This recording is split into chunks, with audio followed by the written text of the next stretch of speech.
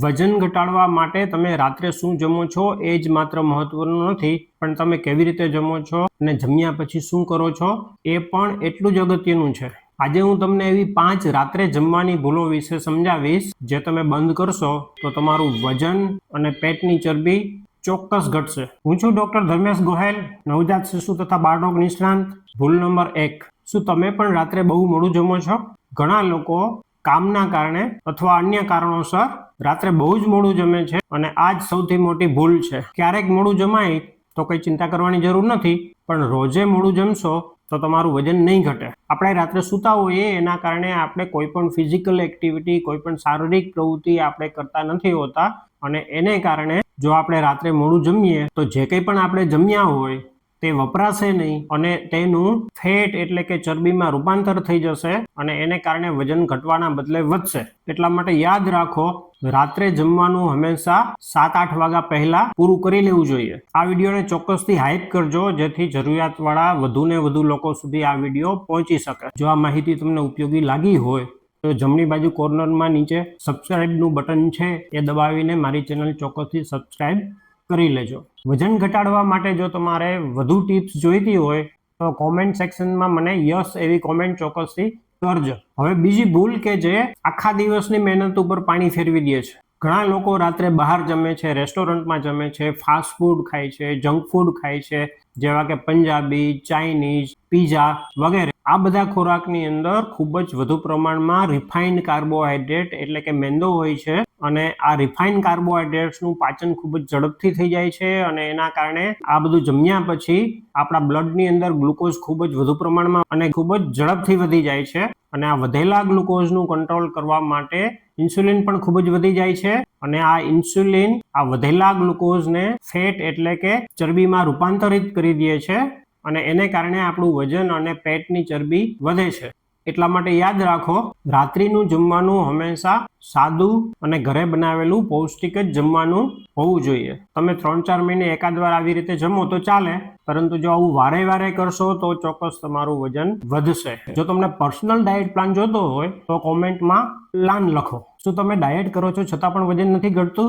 Random tips છોડો અને તમારા બોડી પ્રમાણે પ્લાન લો. ફ્રી ક્લિનિકલ અસેસમેન્ટ માટે મેં ગૂગલ ફોર્મ બનાવ્યું છે જે મેં પહેલી કોમેન્ટ અને ડિસ્ક્રિપ્શનમાં આપેલું છે, એ ભરો.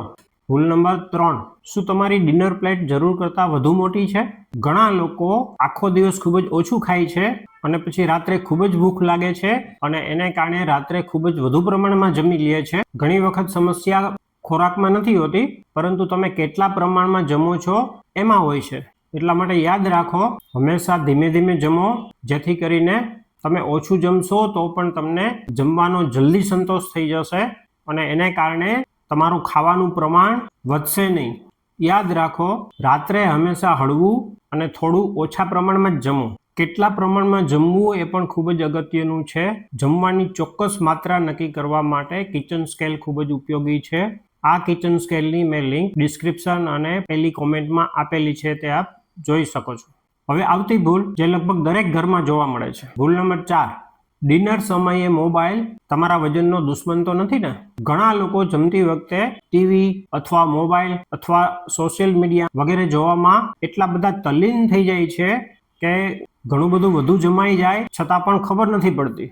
જમતી વખતે આપણું મગજ આ મોબાઈલ અથવા ટીવીમાં રોકાયેલું હોય એના કારણે આપણે જમવાનો સંતોષ થઈ ગયો હોય એ આપણા મગજને ખબર જ નથી પડતી અને એના કારણે ખૂબ જ વધુ પ્રમાણમાં જમાઈ જાય છે. એટલા માટે યાદ રાખો, જમતી વખતે માત્ર જમવામાં જ ધ્યાન દેવાનું, બાકી બધી પ્રવૃત્તિ બંધ.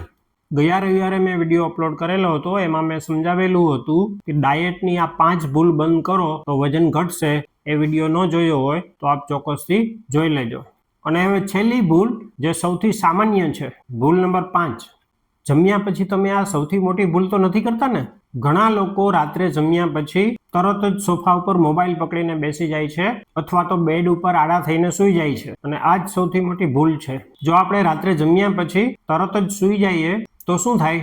આપણે જે કંઈ પણ જમ્યા હોઈએ એનું પાચન થઈ અને આપણા બ્લડની અંદર ખૂબ જ વધુ પ્રમાણમાં ગ્લુકોઝ વધી જાય. આપણે માત્ર બેઠા જ રહીએ, કોઈ પણ પ્રકારની શારીરિક પ્રવૃત્તિ ન કરીએ તો આ વધેલો ગ્લુકોઝ વપરાશે નહીં અને આ વધેલા ગ્લુકોઝને આપણું શરીર ચરબીમાં રૂપાંતરિત કરી દેશે અને એને કારણે આપણું વજન ઘટવાના બદલે વધશે. એટલા માટે યાદ રાખો, રાત્રે જમ્યા પછી ઓછામાં ઓછું 15 મિનિટ તો ચાલવું જ જોઈએ. કોમેન્ટ કરો કે આ 5 ભૂલમાંથી તમે કઈ ભૂલ કરો છો. માત્ર 1 થી 5 નંબર લખશો તો પણ ચાલશે. જો આપને વિડીયો ગમ્યો હોય તો ચોક્કસથી લાઈક કરજો અને આવા જ પ્રકારના વિડીયો માટે મારી ચેનલને સબસ્ક્રાઇબ કરવાનું ન ભૂલતા. નમસ્કાર મિત્રો.